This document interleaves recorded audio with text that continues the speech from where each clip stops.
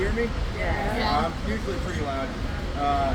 For those who don't know me, I'm Josh Sear. I'm the CEO and founder of Empower. I really appreciate everybody coming out here today, especially on sort of short notice.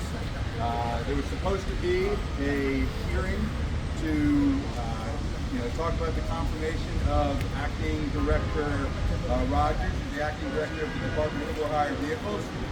1,300 people, an unprecedented number, signed up to testify at that hearing, which is amazing, and I think just speaks to the importance of the issue. And unfortunately, Councilmember Nadeau, who chairs the committee that oversees the Department of For-Hire Vehicles, canceled the public meeting and claimed that it was because that the license, the software license, ironically, that they have with Zoom doesn't allow for that many people to be on it at a time. We offered to pay the $90 that it would cost to upgrade their software license so that everybody could participate and they could have their public hearing. She did not accept that offer, which I guess shouldn't come as a big surprise. We also asked if, since her schedule should be clear today, if she would like to speak with any of you all, be willing to speak with riders and drivers who would like to still talk with her.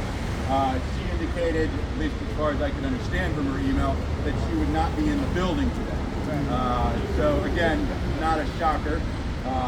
But look, I really appreciate, and I think you all, should be proud of yourselves. I think the majority of folks out here are drivers who are driving for a living, who want to work for themselves, who don't want to work for Uber, Lyft, Empower, or anybody else, right? You should have a right to work for yourself, just like a plumber, an electrician, a lawyer, a doctor, a barber, a massage therapist, anyone else that needs a license in DC that's allowed to work for themselves and determine how much they want to charge for their services. There's absolutely no reason, and no one has given me one, as to why drivers should be second-class citizens and shouldn't be treated with the same respect and have the same economic opportunity as everybody else in this country and have the right to work for themselves and determine their own worth. This isn't a complicated issue. This isn't a controversial issue. Tens of thousands of drivers are using the platform, want to work for themselves. You're making more money because you're getting 100% of the fare. You're determining how much you want to charge for your services, and because you get 100% of the fare, riders are benefiting. You all are setting your rates a little bit lower than what Uber and Lyft are charging, and folks are saving a ton of money. There are riders, some of you are out here, who have used the platform thousands of times, right? And I understand that, maybe Councilmember Nadeau or Acting Director Rogers, who make $191,000 in the case of Acting Director Rogers and $161,000 in the case of Councilmember Nadeau, maybe they don't get that saving $1 or $2 on, every ride matters.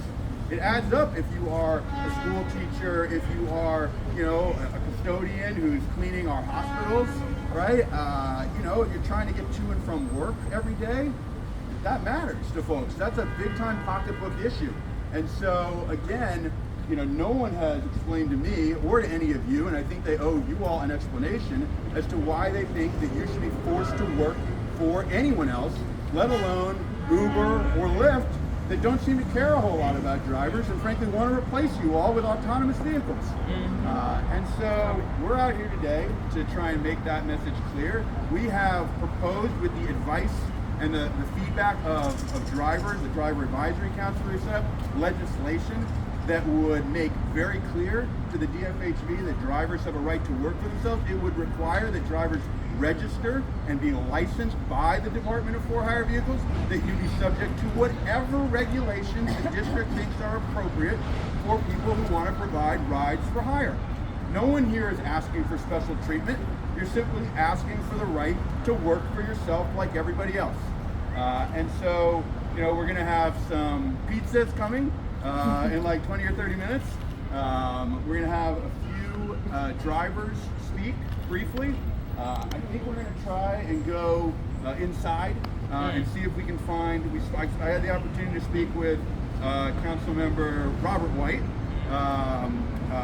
for a few minutes.